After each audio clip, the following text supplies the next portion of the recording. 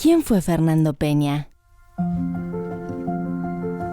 A través de la memoria de sus amigos y colaboradores, Diego Scott, productor y testigo privilegiado, reconstruye su vida y sus inolvidables criaturas.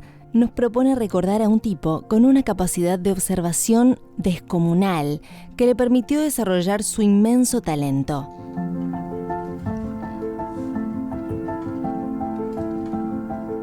En Puto Lindo, Diego Scott pone en primer plano la voz de Peña y la intimidad de sus últimos días.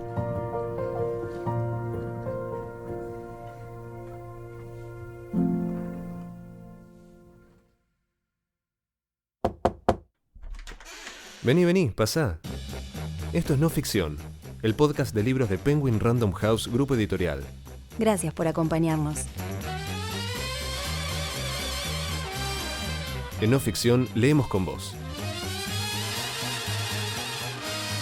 Te invitamos a descubrir nuevos mundos. Un viaje sin escalas de la mano de los autores más reconocidos.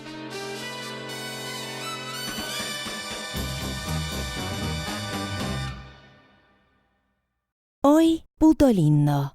La vida de Fernando Peña y sus criaturas.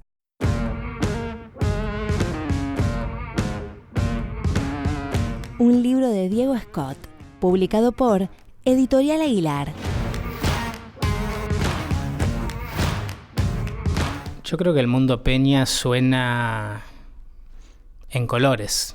Para mí la definición de Peña era la radio a todo color, porque era increíble todo lo que podía pasar con Peña. Era la perfección de lo que uno puede esperar.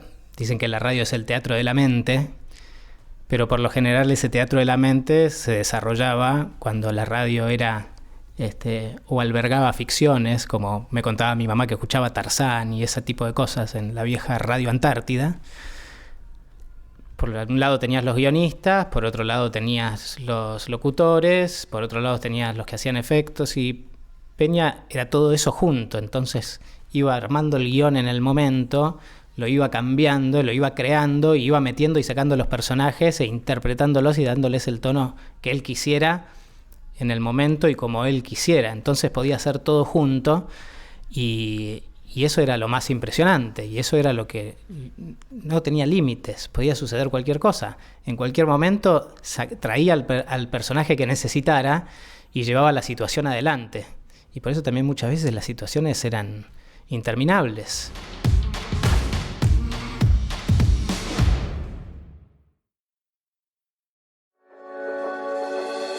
San Isidro, el campo, un apellido y las cosas como queremos que sean. Nada más es necesario.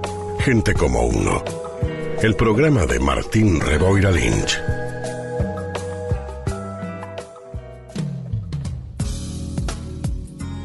Quiero hablar con la embajada para decirle feliz cumpleaños a la reina de Inglaterra, que tipo yo me crié en un colegio escocés y bueno, lo más cercano es la reina de Inglaterra, y quiero agradecer por toda mi educación, así que bueno, buenísimo.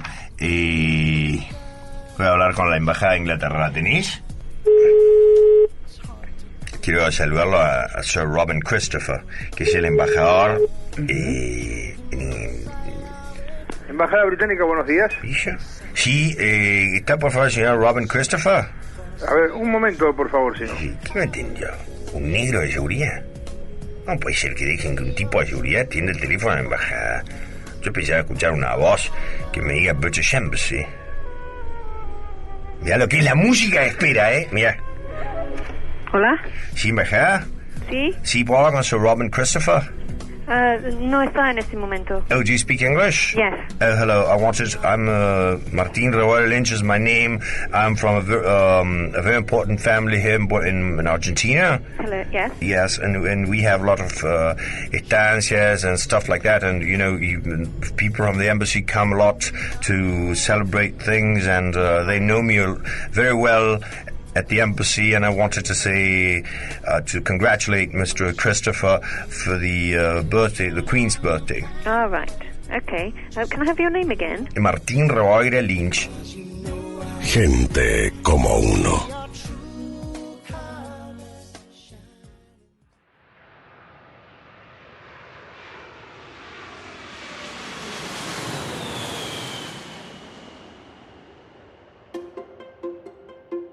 La primera vez que Fernando se subió a un avión tenía 5 años. Era un niño caprichoso e insistente. Su primer trayecto sería Montevideo-Buenos Aires. En esa época viajar en avión era más que un acontecimiento. El menú era sofisticado, había sándwiches de miga, distintos licores y whiskies para los adultos y un pequeño tour por la cabina para los más chicos. Fernando aprovechó y consumió durante ese trayecto todo lo que pudo. Preguntó sin parar cada movimiento que veía. La paciencia de su padre y de las azafatas fue una característica necesaria para poner en práctica durante esos largos minutos.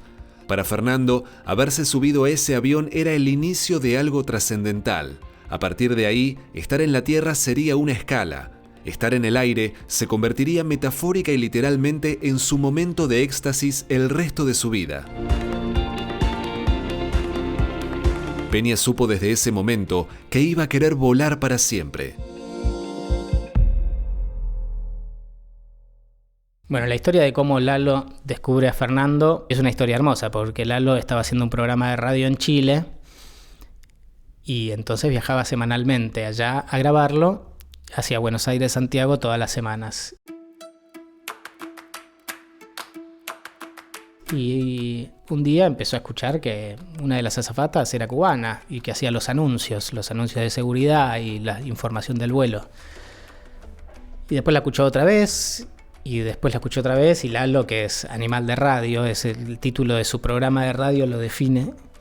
Dijo, esto me llama la atención, tengo que saber qué es lo que está pasando. Le preguntó un par de veces a otros tripulantes porque le llamaba la atención no verla, y por otro lado le llamaba la atención que siendo todos tripulantes argentinos, de repente había una cubana. Era algo medio raro, no entendía qué pasaba.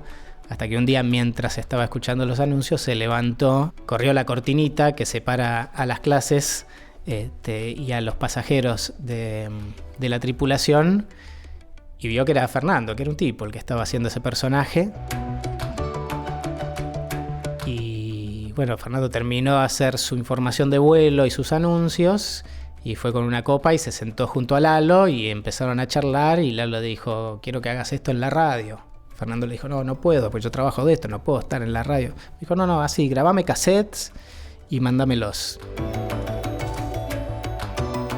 Y así le empezó a mandar cassettes y después, cuando Fernando finalmente se pudo liberar de volar, y ya había hecho bastante radio con Lalo y con La Negra, pudo finalmente soltar lo que le dio su pasaje a los medios, que paradójicamente fue un avión. Peña tenía 23 años cuando un día lo llamaron por teléfono. Era Ricardo Pereira, un amigo suyo. «Loca, ¿leíste el diario?» «No, están pidiendo tripulantes de cabina para una línea aérea norteamericana. Comprátelo ya, vos das perfecto para ese laburo». Éramos 20 en un círculo, su inglés era impecable y rápidamente lo reconocí. Cuenta Silvia Petri, mientras se ríe y recuerda el primer día de capacitación como tripulantes. Ellos ya se conocían del club hípico alemán, pero no eran amigos. Entramos a volar juntos y empezamos a hacernos amigos. Fernando mentía mucho, decía que tenía una novia que se llamaba Javiera, todo el tiempo hablaba de Javiera, y todos le creímos el cuento, era muy verosímil. Tenía miedo de que por ser homosexual no le dieran el trabajo o alguien se burlara. Fue en esa capacitación donde Petri y Peña se hicieron inseparables. Al terminar el curso le confesó que Javiera no existía, que estaba en pareja con un tipo. «Ya lo sé, Fernando», le dijo Petri chocando codo con codo. Peña sobrevivió a varios meses de curso teórico y práctico, con comida artificial y pasajeros de mentira, hasta que llegó el día del vuelo real, el último examen. Era 4 de noviembre de 1986 y Fernando cumplía un sueño. Por fin empezó a volar.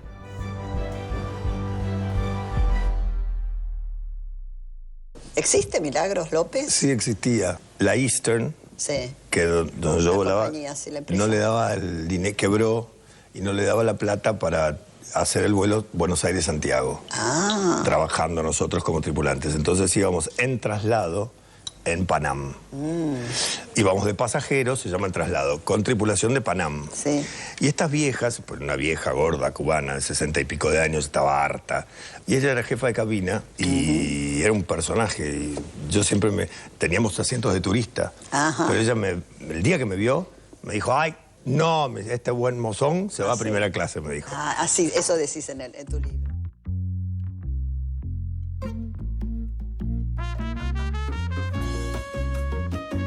Al poco tiempo, de nuevo como comisario de a bordo, Fernando tomó el micrófono de cabina y lo que parecía un vuelo de rutina más, se vio alborotado por la voz de Milagritos. Hizo los anuncios de seguridad del vuelo por primera vez. Nació el mito y con él una criatura que cambiaría su carrera de por vida. Desató una ola de preguntas entre los pasajeros. Sus compañeros lo miraron entre risas, pero sin sorpresas. Para ese entonces ya se dedicaba a imitar a cada ser humano con el que interactuaba por más de unos minutos. Las órdenes de Milagritos a través de un micrófono hicieron que más de uno se levantara de su asiento para preguntar quién era la persona con ese acento cubano tan graciosa y desopilante. Y así, Milagritos pasó de surcar el aire en avión a hacerlo en ondas de radio. Durante años tuvo su columna por teléfono con Lalo Mir. Daba instrucciones para argentinos que viajaban. Plena época menemista, todo el mundo iba y venía, y Milagritos les decía cómo no ponerse nerviosos en migraciones, cómo presentar un pasaporte. Hasta que un día también apareció el oficial Brown, sin más. Él jamás pidió permiso para nada. Hablando con Milagritos me dijo, «Esperá, Lalito, que acá el oficial Brown está de muy mal humor». Bueno, pásame con él. Y ahí asomó el agente de migraciones norteamericano que despreciaba a los cubanos. Después se sumó Celestino, el marido de Milagritos, y luego un hijo y más tarde otro, y no paraban de aparecer, cuenta Lalo.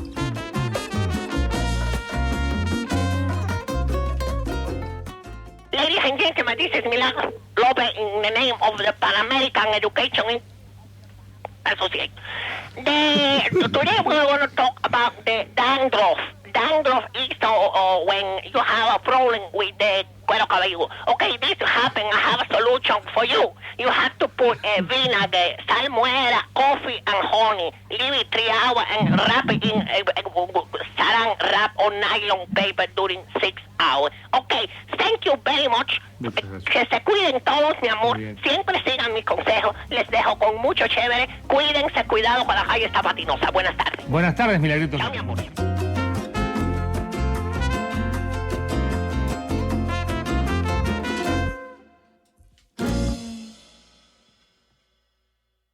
Yo creo que volver a traer a Peña 10 años después de su muerte es por un lado homenajearlo, por un lado es extrañarlo también y tener la necesidad de volver a estar un poco en contacto, y viendo que después de Peña no pasó mucho más a nivel radial y es difícil que pase, siempre vale la pena recordarlo y recordar lo que fue.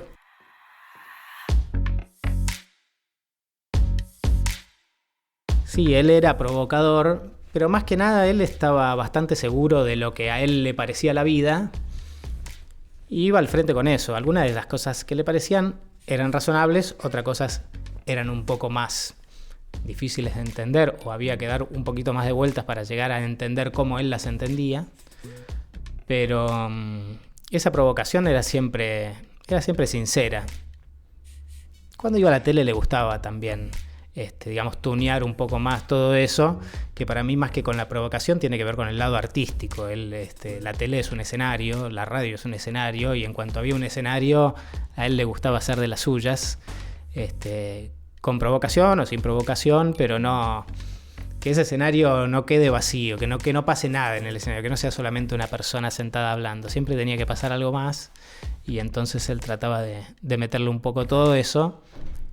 Y muchas veces todo eso era visto como una provocación, otras veces era simplemente él que se quería divertir, y a veces era él que quería de verdad mandar un mensaje. La vida pública de Fernando estuvo atravesada por su salud y las internaciones. Predicaba una relación frontal y valiente con su enfermedad, pero empezó por el principio. A mediados de los 90, uno de sus novios, Pablo, había muerto por el SIDA y él sabía que debía hacerse el análisis, pero se negaba.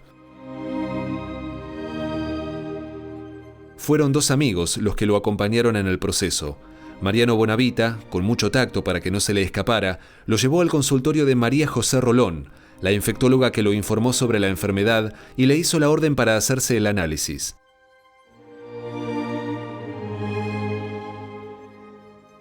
Fernando se lo quiso hacer en el Hospital Británico. Siempre quería ir al Británico porque su madre había sido enfermera ahí.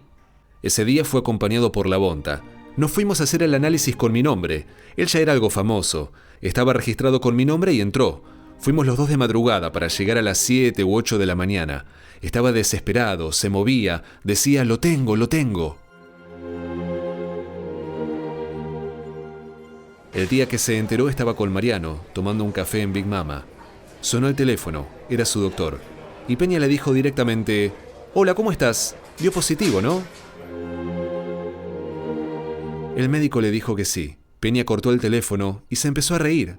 Haría lo que quisiera. Total, se iba a morir.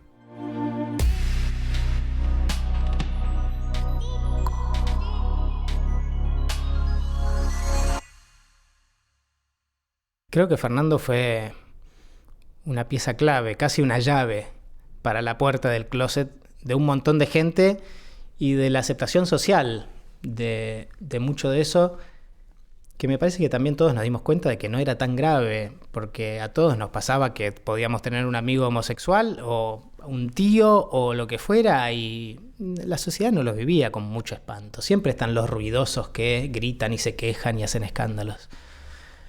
Y Fernando fue clave a la hora de eso. Lo primero fue cuando fue a lo de Susana, y Susana le dijo... Ahora, si tuvieras que definirte, que si un poco under, un poco así como lanzado... No, soy un puto sufrido. ¿En serio? ¿Y vos me pedís? No, está bien, pero no sé cómo tomarlo, digo. ¿Sufrido por qué? Me costó mucho en la vida. La gente gay tiene que actuar mucho porque es muy difícil. Tu madre te rechaza, tu padre, te hacen problemas a la sociedad, los amigos. Entonces tenés que actuar de varias cosas. ¿Y vos crees que por eso que sos así? Pienso que sí. Multifase? Que alguien diga, yo soy un puto en televisión, creo que no había pasado. Hasta ese momento no había pasado. Pero que alguien lo dijera en televisión era rupturista, muy rupturista. Pero nos dimos cuenta que no era para tanto. Y después, cuando hubo una especie de... Y Osvaldo Bazán creo que escribió una nota, porque recuerdo en el momento en el que creo que estaba Fernando, y después estaba Gastón Trezeguet, no sé si no estaba Juan Castro, un poco después de todo esto, habrá sido 6 meses después, salió una tapa, algo así como el destape gay o una cosa. Así, de hecho, Bazán terminaba firmando... diciendo como el que firma esta nota, ¿no? Como también reconociendo su homosexualidad en esa misma nota en la que hablaba del destape gay. Y sin duda abrió la puerta para que esto nos demos cuenta de que es natural y que no pasa nada. En ese sentido me parece que fue rupturista y fue uno de los primeros. No sé si fue exactamente el primero, pero claramente con la honestidad, además con lo que lo vivía y sin ningún problema de expresarlo, ayudó a que todo sucediera. Y después con el HIV, también lo cuento en el libro, el camino no fue tan... Bueno, con la homosexualidad tampoco, pero digamos, en esa parte visible del iceberg, él era puto y con HIV sin complejos. En el libro te das cuenta que había un poco más, que eso llevó un camino. No es que de un día para el otro, o en cuanto se enteró, lo procesó así de rápido. Todo tuvo un caminito y lo fue digiriendo, tuvo sus miedos, sus temores, sus reacciones a todo eso, hasta que llegó al punto de decir, bueno, sí, soy HIV y bueno, lo asumo de esta forma y lo vivo de esta otra. Básicamente sin mucho complejo, pero en los primeros años tuvo su etapa de negación, de no tomar la medicación. Todo eso lo llevó al primer problema de salud que tuvo en el 2001, al linfoma. Entonces, claramente yo creo que a nivel social fue no sé si un faro, pero fue un punto de inflexión en cuanto a la visibilización y más que nada asumirlo y vivirlo como propio. Viste que todavía sigue pasando murió de una enfermedad, no digo por el HIV, pero lo digo, no sé, por el cáncer. Bueno, ¿de qué enfermedad murió? Hablemoslo, digámoslo, no es vergonzoso tener una enfermedad. Y él lo vivía así, y así como lo vivía, lo llevó adelante.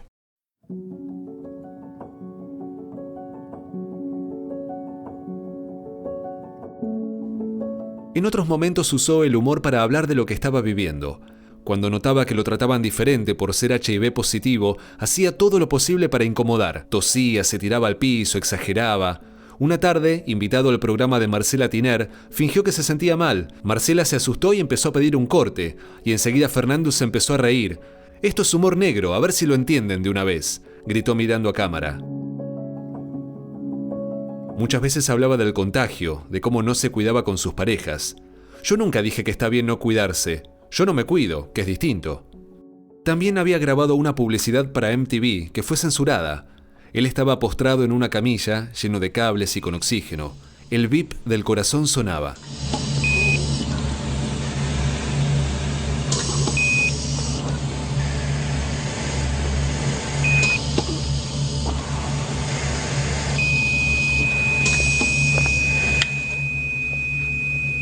Soy Fernando Peña.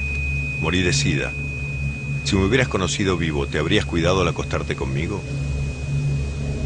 Yo nunca te hubiera obligado. Es tu decisión. Somos la delicada línea entre la vida y la muerte.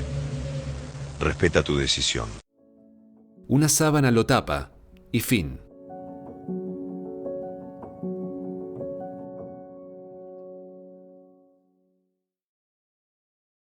Hagamos una pausa. ¿Sabes qué es un audiolibro? ¿Alguna vez escuchaste uno? Ahora tenés la oportunidad de aprovechar todos esos momentos en los que no podías leer, leyendo. Déjate los auriculares, dale play y permití que te cuenten una historia en los oídos. Entrá a megustaescuchar.com.ar y encontrá tu próximo audiolibro ahora.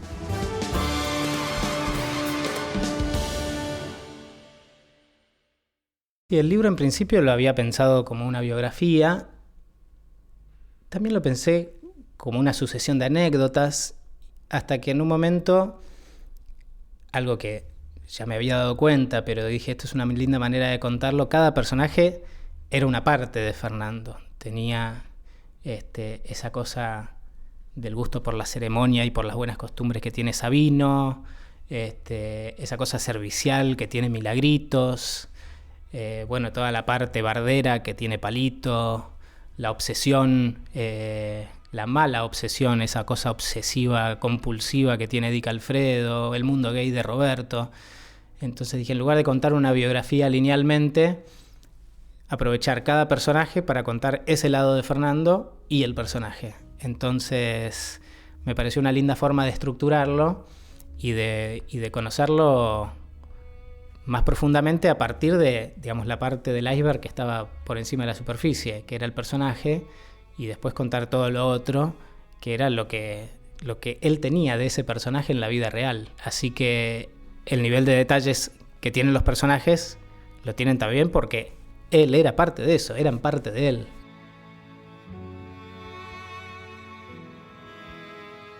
Los excesos, la generosidad, la droga, el sexo y la inteligencia fueron solo partes de una personalidad absolutamente sensible que cambió y rompió con todos los formatos de la radio, el teatro y la televisión, de la mano de La Mega, Palito, Roberto Flores, Sabino, Dick Alfredo, Milagritos y Martín Reboira Lynch.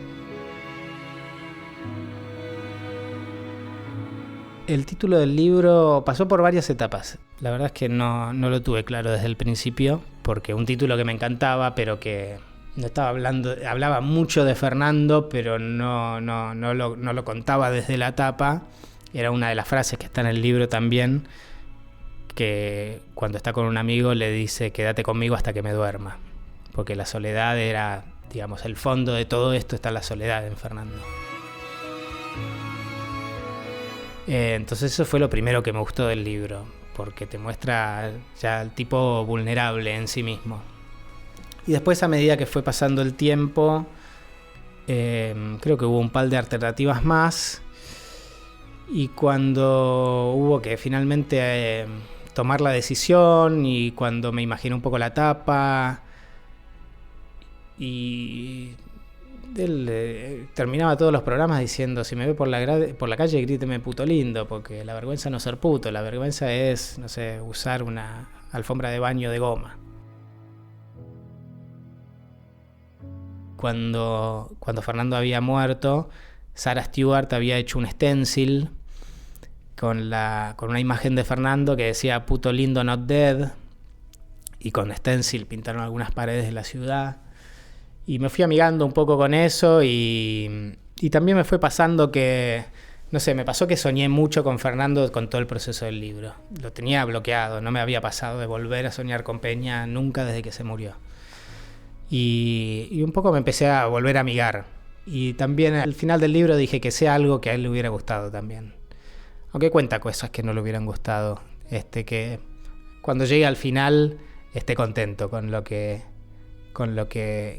está, que era un poco mi trabajo con él. Yo fui su productor, además de acompañarlo al aire, y como productor a mí lo que me importa es que el tipo tenga todo lo que necesite para hacer su cosa bien. Y entonces el libro también terminó siendo un poco eso, que muestre un poco todo lo que fue Fernando, pero que lo muestre un poco con su aprobación, por así decirlo, como decirle: mirá, te conté así.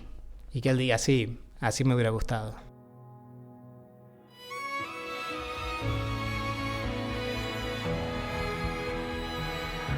Muchos son los mitos que circulan alrededor de la imagen de Fernando Peña. Se trataba de un actor muy talentoso, un comunicador inolvidable, al que vale la pena homenajear, hoy y siempre.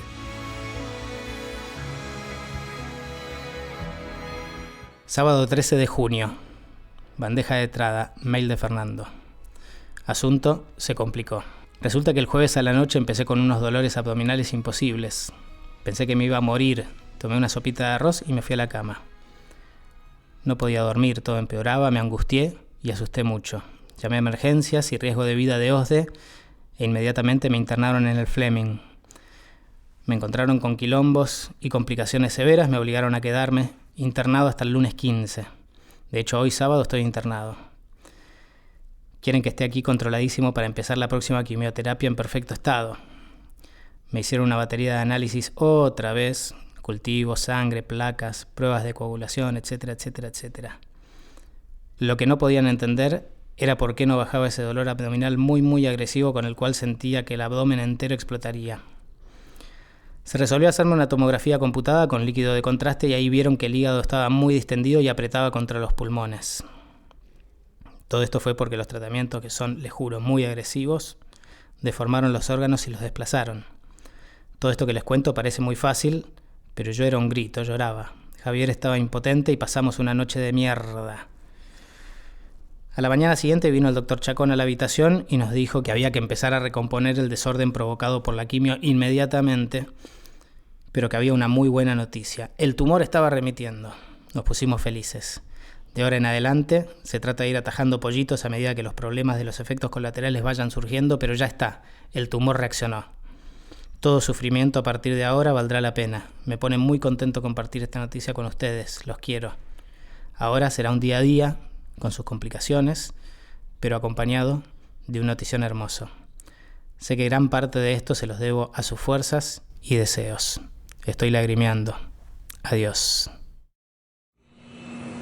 Señoras y señores, es el final.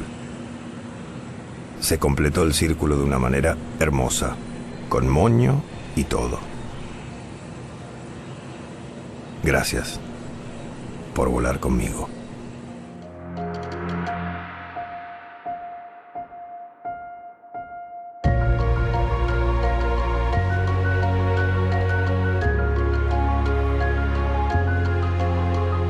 Diego Scott es productor, conductor de radio y comediante. En televisión participó de los programas Duro de Domar y Periodismo para Todos de El 13 TV. También integró Un Mundo Perfecto por América TV y Cada Noche de la televisión pública. A los 20 años comenzó en radio como productor y a partir de 2006 condujo sus propios programas en Metro, Blue, Radio Nacional y Rock and Pop.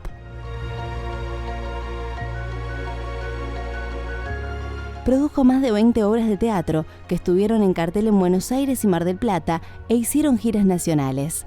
Desde 2008 integra el grupo de comedia que presentó Cachivache, Canchero, Pucha y Mucho en la Sala Pablo Neruda del Paseo de la Plaza. Publicó Doctor Felipe, especialista en cosas. Desde 1999 y hasta la muerte de Fernando Peña, trabajó como su productor y coconductor.